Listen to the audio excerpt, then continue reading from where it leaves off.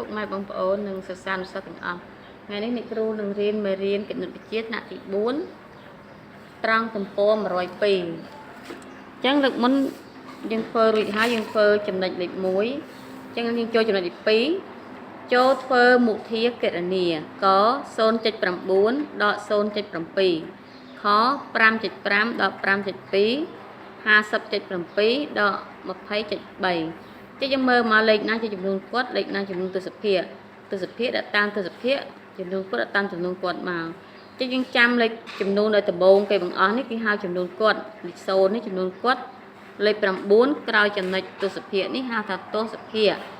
គឺទងភាគ10លេខ9នេះអញ្ចឹងយើងយក0ដាក់ក្រោម0 9លើ7នេះមកអញ្ចឹងខាងនេះដូចគ្នាអញ្ចឹងយើងចូលធ្វើប្រមាណវិធីមក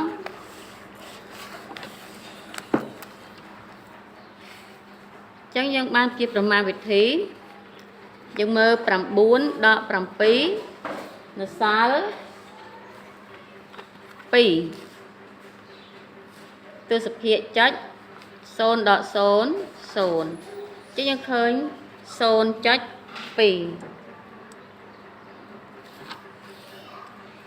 ខយើងមើលមកចំនួនគាត់យើង5 ទងភាគ10ទស្សភាគ5និង2អញ្ចឹងយើងដកមក5ដក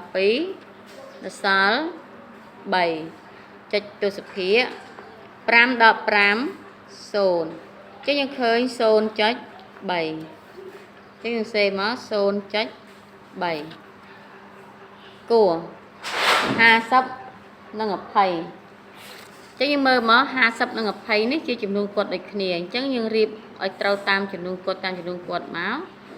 លើទស្សភាគតាមទស្សភាគអញ្ចឹង7ដក3នៅសល់4ចុចចំណុចទស្សភាគ0ដក0 0 5ដក2នៅសល់3ចឹងយើងឃើញ 30.4 ខួរអូខួរនេះ8ដក5នៅសល់3ចុចទស្សភាគ0ដក0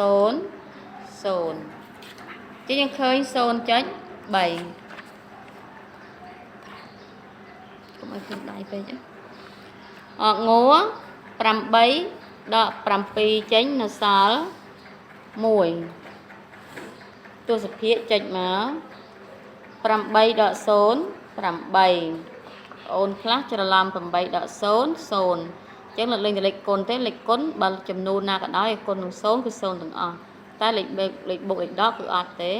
ចំនួនបូកនឹង0គឺស្មើចំនួនដដែលអញ្ចឹង8ដក0គឺ5 3អញ្ចឹងយើងឃើញ 8.1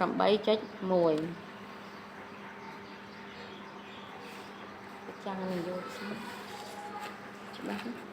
ចាអញ្ចឹងវិធីដកចំនួនទស្សភាគយើងទំព័រទី102មានតែប៉ុណ្្នឹងឯងដើម្បីដកលេខទស្សភាគកុំឲ្យខុសនិងបូកទស្សភាគកុំឲ្យខុសបងអូនទាំងអស់គ្នាត្រូវមើលរៀបវាចំនួនគាត់ដាក់តាមចំនួនគាត់ចំនួនទស្សភាគដាក់តាមទស្សភាគមកកាលណាយើងដកយកចំនួនគាត់ដាក់ពីក្រោមទស្សភាគទៅចំនួនគាត់លេខហ្នឹងខុសហើយអញ្ចឹងទំព័រ102យើងមានប៉ុណ្្នឹងឯងអរគុណច្រើនជម្រាបលា